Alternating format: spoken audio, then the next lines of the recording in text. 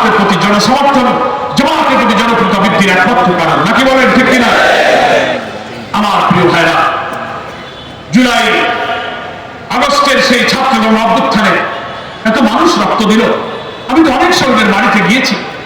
শহীদদের স্ত্রী এবং সন্তান মায়েদের কথা শুনলে অশ্রুসিক্ত হতে হয়, কোনো জবাব নেই। গুলি করেছে মাথায়, মগজটা বেরিয়ে গেছে। পরিবারে আয়ের কোনো লোক নেই, বিশ্ববিদ্যালয়ের ছাত্র, রিক্সা চালাতো। নিষ্ঠুর সব বর্বর কোনো ঘটনা এই জুলাই আগস্টের বিপ্লবের সময় ঘটেছে। এত রক্ত, এত আমাদের বিনিময়ে আজকে আমরা যে নতুন বাংলাদেশ উপহার পেয়েছি, সেই বাংলাদেশ উপহার দেওয়ার পেছনে এই হাজার হাজার ছাত্র জনতা একটা রক্ত ঋণ আমাদের কাছে রেখে গেছে, কি বলেন ঠিক কিনা? সেই রক্তের ঋণ আমাদের শোধ করতে হবে। আমাদের এই জন্য আমরা শুকরিয়া আদায় করতে হবে। আমরা তো কখনো কল্পনা করিনি এই 17-18 বছরে শেখ হাসিনার যে বর্বরতা, যে নিষ্ঠুরতা, এখানকার মানবতার যে অবিরাম রক্তক্ষরণ হয়েছে, নির্যাতন নিপীড়িত বিরোধী রাজনৈতিক দলের কর্মী, জামাত ইসলামী, ইসলামী ছাত্র শিবির, আলেম, ওলামা, পীর, মাশায়েখ, ইসলামিক স্কলার, কাউকে রক্ষা করা হয়নি, সকলকে গ্রেফতার করে কারাগারে পাঠানো হয়েছে। আল্লাহর দরবারে সিজদাবনত হয়ে এদেশে লক্ষ লক্ষ আল্লাহ লোকেরা চোখের পানি ফেলেছে। কত মা কেঁদেছে, কত স্ত্রী কেঁদেছে, কত সন্তান পিতার জন্য চোখের পানি ফেলেছে। আমরা জানি না আল্লাহ তাআলার কাছে কার দোয়া কবুল হয়েছে। মাওলানা মতিউর নিজামী, আলী হাসান ওমর মুজাহিদ, কামরুজ্জামান আব্দুল কাদের মোল্লা, মীর কাসেম আলী, কারাগারে তাদেরকে নিরপরাধ যেসব অভিযোগে তাদেরকে ফাঁসি দেওয়া হয়েছে, একটা অপরাধের সাথে তাদের কোনো সম্পর্ক ছিল না। মিথ্যার মামলা, মিথ্যা এজাহার, মিথ্যার বাণী, মিথ্যার বিচারক, মিথ্যার ট্রাইব্যুনাল, মিথ্যা সাক্ষী বানিয়ে অন্যায়ভাবে তাদেরকে জুডিশিয়াল কিলিং করা হয়েছে। অধ্যাপক গোলাম আযম রাহিমাহুল্লাহ, শাইখুল হাদিস আল্লামা আবুল কালাম মুহাম্মদ ইউসুফ রাহিমাহুল্লাহ, মাওলানা আব্দুস সামাদ রাহিমাহুল্লাহ, সাবেক এমপি আব্দুল খালেক মন্ডল রাহিমাহুল্লাহ, অধ্যাপক নাজির আহমদ রাহিমাহুল্লাহ, কত প্রিয় নেতৃবৃন্দকে কারাগারে আটকে তিলে তিলে তাদেরকে হত্যা করা হয়েছে। আল্লাহ তাআলা তাদের শাহাদাত, তাদের ইখলাস, তাদের পুত পবিত্র নেক জীবন আল্লাহর কাছে পছন্দ হয়েছে আমরা জানি না, কিন্তু 18 কোটি মানুষের জন্য, মুসলিম উম্মাহর জন্য আল্লাহর ক্ষমা, আল্লাহর দয়া আমরা দেখেছি 5ই আগস্ট 2024 সালে। আমি তখন কারাগারে ছিলাম। এই আন্দোলনের মধ্যে আমাকে আমার বাসা থেকে, মায়ের কাছ থেকে আমাকে তুলে নিয়ে যাওয়া হয়। আমার মা চোখের পানি ফেলে কাঁদছিল। পুলিশকে বলছিলেন কিছুদিন আগে ছেলেটা জেল থেকে আসলো, আপনি এখন কেন আবার নিয়ে যাচ্ছেন, আমার ছেলের কি দোষ?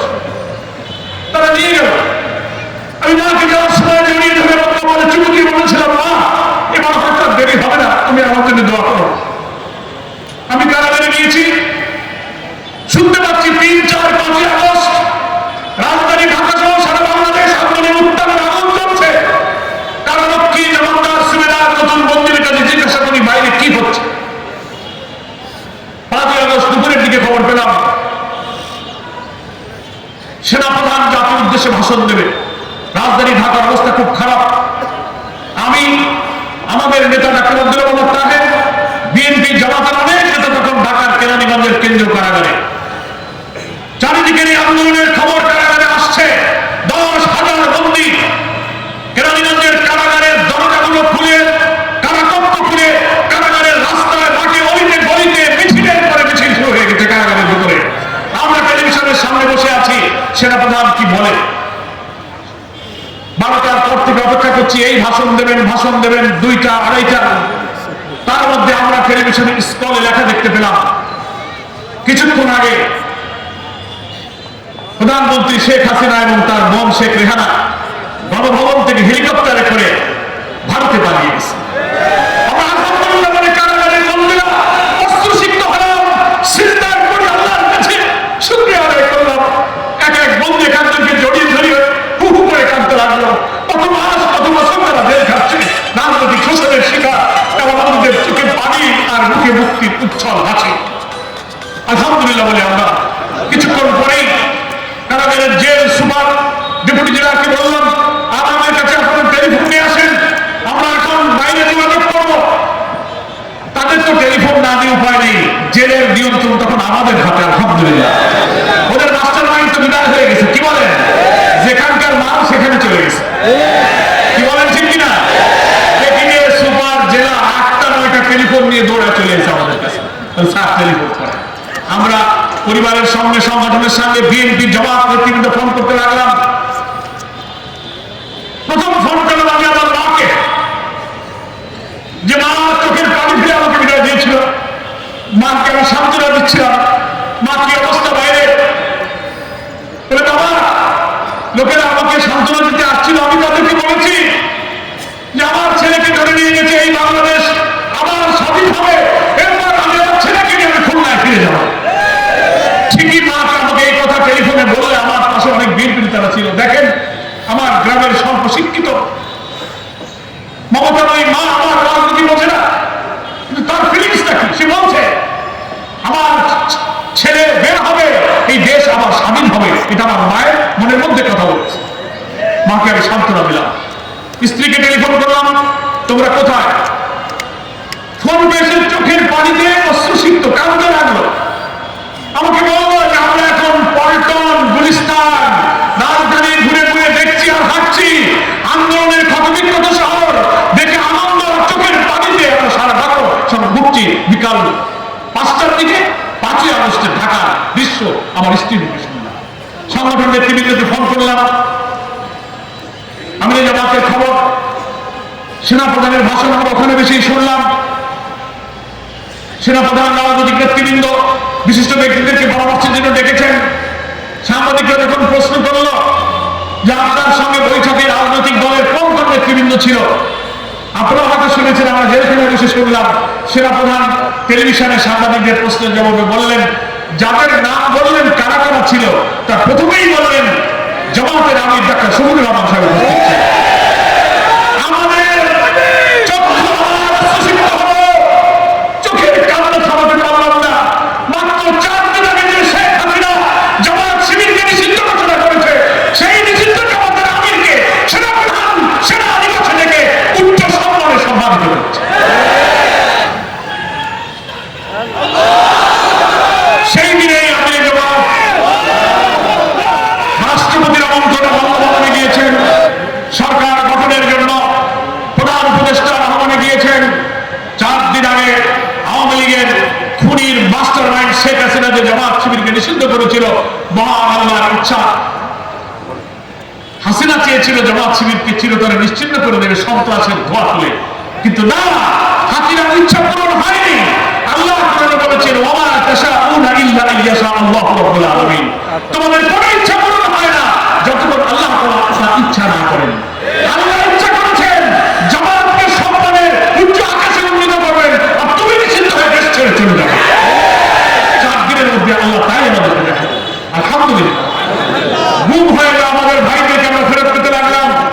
আমি টেলিফোন করে কেন্দ্রীয় নেতাদের বললাম, আমরা 15 বছর জামাতের অফিস খুলতে পারি না, মগবাজারের কেন্দ্রীয় অফিসটা আপনারা খুলে নেন, এখনই আপনার অফিসে যান। আমাকে বলা হলো আমির জামাত বঙ্গভবনে গিয়েছেন, তিনি নির্দেশ দিয়েছেন বঙ্গভবন থেকে ফিরে রাত 9টা এই অফিস খোলা হবে, এই অফিসে এই নির্বাহী পরিষদের বৈঠক হবে। আলহামদুলিল্লাহ, আমাদের ভেতরের চিন্তার সাথে আমির জামাতের চিন্তা মিল হয়ে আমরা অফিস খুলতে পারলাম। গুম হওয়া ভাইদের ফেরত পেতে লাগলাম। আমাদের এই জুলাই আগস্টের অভ্যুত্থানে যাদেরকে আটক করা হয়েছিল, সেই মিথ্যা মামলায় জামিন দিয়ে তারপরের দিন আমাদেরকে মুক্তি দেওয়া হলো। বাধাহীন ভাবে মানুষের কাছে ইসলামের আদর্শের সুমহান দাওয়াত পৌঁছাবার জন্য একটি চমৎকার পরিবেশ আমরা উপহার পেলাম। আলহামদুলিল্লাহ, এই নিয়ামতের শুকরিয়া আদায় করবেন না? এই রফিক সাদ সহ হাজারো ছাত্র জনতার রক্তের উপরে দাঁড়িয়ে আমরা আজকে মুক্তির সেই উচ্ছ্বাস, সেই আনন্দ, সেই স্বাদ উপভোগ করছি। এই স্বাধীনতা, এই রক্তদান, এই নতুন বাংলাদেশের বিজয়ের অংশীদার হচ্ছে এই শহীদেরা।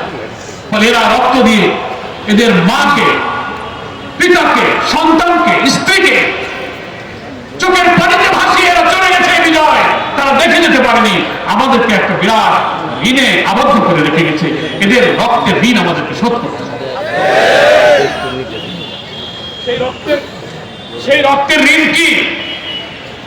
সে রক্তের ঋণ হচ্ছে তারা যে নতুন বাংলাদেশ, বৈষম্যহীন বাংলাদেশের জন্য সংগ্রাম করেছিল, সেই নতুন স্বাধীনতার যে নিউ ডাইমেনশন, নতুন অভিযাত্রায় যে আমরা যাত্রা শুরু করেছি, আমাদের সেই সুখী, সমৃদ্ধশালী, নিরাপদ, বৈষম্যমুক্ত একটি চমৎকার শান্তিপূর্ণ বাংলাদেশ আমাদেরকে গড়তে হবে। এটাই হচ্ছে শহীদের রক্তের ঋণ। কি বলেন ঠিক কিনা? এই রক্তের ঋণ শোধ করার জন্য মানিকগঞ্জের সংগ্রামী বীর জনতা কি প্রস্তুত আছেন? আমি তো একটা কথা বলবো, আপনার মনোযোগ দিয়ে শুনবেন। আমার ভাইরা, আমরা জেল থেকে বেরিয়ে আমাদের আমিরের জামাতের নেতৃত্বে আমরা অন্তর্বর্তীকালীন সরকারের প্রধান নোবেল বিজয়ী প্রফেসর ডক্টর ইউনূসের কাছে আমরা গেলাম। দেশ এবং রাষ্ট্র গঠনের জন্য জামাত ইসলামের পক্ষ থেকে সুনির্দিষ্ট লিখিত প্রস্তাবনা আমরা দিয়েছি। আমরা বলেছি, আপনি বিলম্ব করবেন না, অবিলম্বে একটি অবাধ, গ্রহণযোগ্য একটি নির্বাচনের ব্যবস্থা করুন। তিনি আমাদেরকে বললেন, আপনারা আমাকে সহযোগিতা করবেন। আমি এই শহীদদের যে রক্তদান, মানুষের এই আত্মত্যাগ, আমি তো এখানে আসতে চাইনি, ছাত্র জনতা আমাকে নিয়ে এসেছে। আমি আমার উপর অর্পিত দায়িত্ব পালনের চেষ্টা করব। আমরা সেই অঙ্গীকার নিয়ে জামাত ইসলামী দেশবাসীর কাছে, আমাদের সমস্ত জনশক্তির কাছে এই মেসেজ পৌঁছেছি, আমরা সরকারকে সহযোগিতা করতে হবে।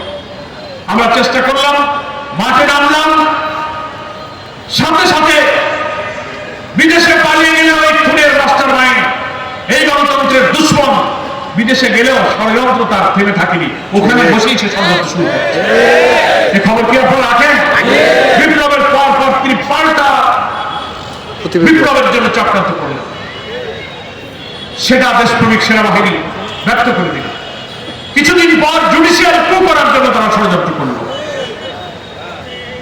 সুপ্রিম কোর্টের প্রধান বিচারপতি, হাইকোর্টের কয়েকজন বিচারপতি যারা নিজেরা শপথবদ্ধ রাজনীতিবিদ বলে পরিচয় দিল, এই দলবাজ বিচারপতিরা গোপনে হাইকোর্টে ফুল কোর্ট জাজেস মিটিং ডাকলো, গোপনে সিদ্ধান্ত করলো যে এই মিটিং করে তারা অন্তর্বর্তীকালীন সরকারকে আইনের দৃষ্টিতে অবৈধ ঘোষণা করবে। এই ষড়যন্ত্রের খবর আমরা যখন পেলাম, সেই দিন সকাল 9টার আগে ছাত্র জনতা হাইকোর্ট ভবন ঘেরাও করল। এই প্রধান বিচারপতি সহ দলবাজ বিচারপতিদের পদত্যাগ না করা পর্যন্ত হাইকোর্ট আমরা ত্যাগ করল। দেশপ্রেমিক সেনাবাহিনী, বিপ্লবী ছাত্র সমাজের সেই ঝুঁকিপূর্ণ আন্দোলনে প্রধান বিচারপতি সহ দলবাজ বিচারপতিরা পদত্যাগ করতে বাধ্য হল। সেই জুডিশিয়াল ক্যুর চেষ্টাও ছাত্র জনতা, দেশপ্রেমিক সেনাবাহিনী ব্যর্থ করে দিল। এরপরে হলো আনসার কাণ্ড, কাণ্ডর পরে কাণ্ড। দেখছেন তো নাকি বাইরে? ইন্টারনেট, আধুনিক তথ্য প্রযুক্তির এই চরম উৎকর্ষতার যুগে প্রতি মিনিটে দেশ দুনিয়ার কোথায় কি ঘটে এই খবর তো সবাই জানে এখন। তবুও আমি বলে যাচ্ছি, একের পর এক ষড়যন্ত্র কিভাবে শেখ হাসিনা করেছে। সে যেখানে আছে এত ষড়যন্ত্রের জায়গা, দেশের বিরুদ্ধে, রাষ্ট্রের বিরুদ্ধে, মুসলিম জাতিসত্তার বিরুদ্ধে ষড়যন্ত্র হয়। আনসার কাণ্ড, এই বিদ্যুৎ বন্ধ করে দেবে, অমুক চলবে না, জনপ্রশাসন, সিভিল অ্যাডমিনিস্ট্রেশন, পুলিশ ওরা থানায় যোগদান করে না, দেশ একটা বেকার পড়ে গেল। এর দাবি ওর দাবি, 15 বছরে কোনো দাবি দেওয়া ওঠে নাই, এখন সমস্ত দাবি এখন মাত্র দেশকে অরাজকতা, অস্থিতিশীল করে দুনিয়ার কাছে শেখ হাসিনা এই ষড়যন্ত্রের গুটি চালিয়ে প্রমাণ করতে চেষ্টা করলো যে ইউনূস সাহেব দেশ চালাতে পারবে না, আমারই আমার আশা লাগে। কিন্তু না, এই সংগ্রামী, এই আত্মত্যাগী বাংলাদেশকে অত বোকা ভাবা উচিত না, নাকি বলেন ঠিক কিনা? বাংলাদেশের মানুষ সতর্ক পাহারায় আছে। ওনারা বিদেশ থেকে মাঝে মাঝে অডিও ভিডিও বক্তব্য ছাড়তেছেন, শোনেন তো কিনা? কোনটা ভিডিও, কোনটা অডিও। আওয়ামী লীগের নেতাদের সাথে শেখ হাসিনার মিটিং শোনা যায়, বলে তোমরা সব ঠিকঠাক থাকো। ওরা বলে আপনি গোপালগঞ্জে চলে আসেন, আমরা আসি আপনার সাথে। বলে না, তোমরা টেনশন করো না, আমি তোমাদের কাছে কাছে আছি, যে কোনো সময় ঢুকে পড়ো। শুনেছেন? আপনারা শুনছেন? ঢুকে পড়ো। এই শুনি ত্রিপুরা, ব্রাহ্মণবাড়িয়া, কুমিল্লা ওই এলাকায় গিয়ে একটা বিরাট মহাসমাবেশ হবে। এই শুনি প্রবাসী সরকার গঠন হবে। নানান কাণ্ড, হিন্দু, বৌদ্ধ, খ্রিস্টান, অমুসলিমদেরকে উস্কে দিল। তারা নিরাপদ নয়, দেশে সংখ্যালঘু নির্যাতন, এই সরকারকে দুনিয়ার সামনে বিতর্কিত করার চেষ্টা করলো। আমরাও বিপ্লবের পরে হিন্দু, বৌদ্ধ, খ্রিস্টানদের সাথে মিলিত হলাম। সব ধর্ম বর্ণের লোকেরা আমাদের দেশের সাংবিধানিক সব অধিকারে আমরা বাংলাদেশী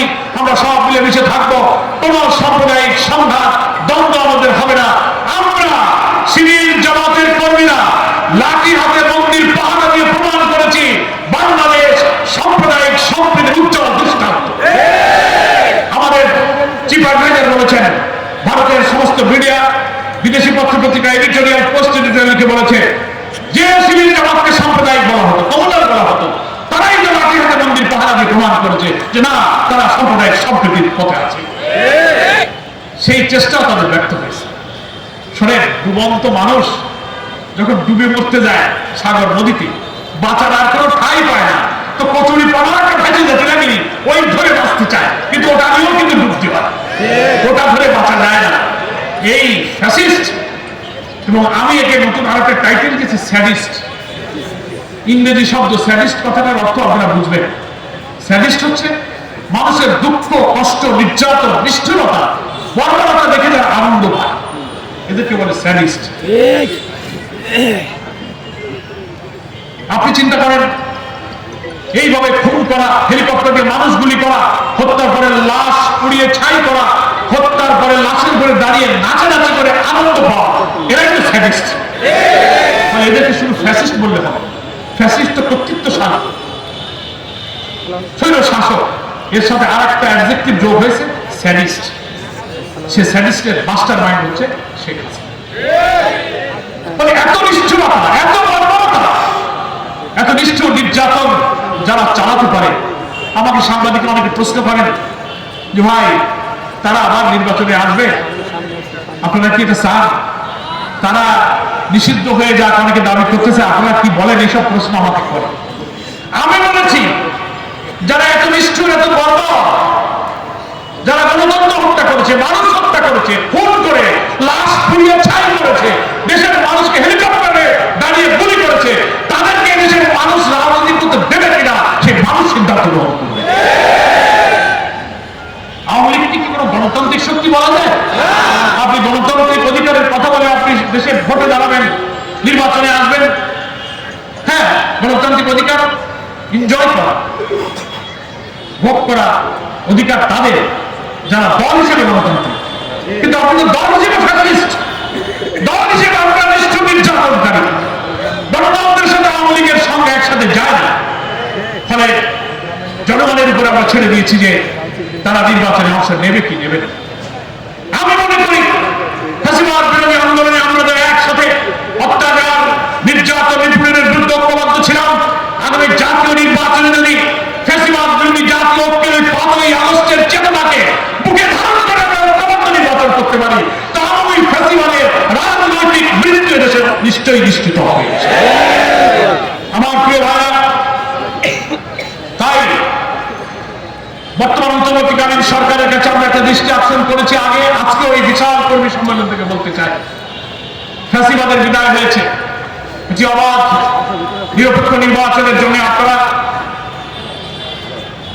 প্রচেষ্টা চালাচ্ছেন, সংস্কার কার্যক্রমে হাত দিয়েছেন, রাষ্ট্রযন্ত্রের সমস্ত অর্গানগুলো নষ্ট হয়ে গেছে, নাকি বলেন? রাষ্ট্রযন্ত্রের সমস্ত অর্গান, সমস্ত স্টেট মেশিনারি করাপ্ট এবং পলিটিসাইজ, দুর্নীতিগ্রস্ত এবং দলীয়করণ হয়েছে। গ্রামে বলে সর্বাঙ্গে ঘা, ওষুধ দিব কোথা? সারা গায়ে ঘা হয়ে গেছে, কোথায় ওষুধ লাগাবেন?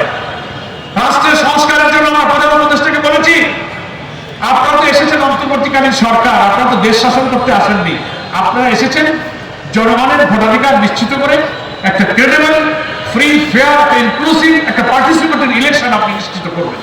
সেইটা করার জন্য যে সমস্ত অর্গানগুলো রিফর্ম করা লাগে, সংস্কার করা লাগে, ন্যূনতম সেই সংস্কারগুলো আপনি করেন।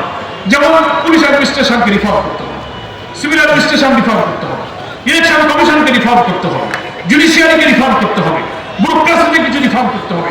এগুলো করে 5টা-6টা রিফর্ম করে আপনি খুব স্বল্প সময় সম্ভব না, এটার জন্য সময় লাগে আমরা জানি, আবার খুব দীর্ঘ সময় দেওয়া যাবে না। দীর্ঘ সময় দিলে আবার ওই খুনের মাস্টার মাইন্ড ষড়যন্ত্রকারীরা আবার সময় পেয়ে যাবে, অরাজকতা নৈরাজ্য করবে। এই জন্য অন্তর্বর্তীকালীন সরকারের পক্ষ থেকে কয়েকটি রিফর্ম কমিশন করা হয়েছে। আমাদেরকে সহ রাজনৈতিক দলকে সংবিধান সংস্কার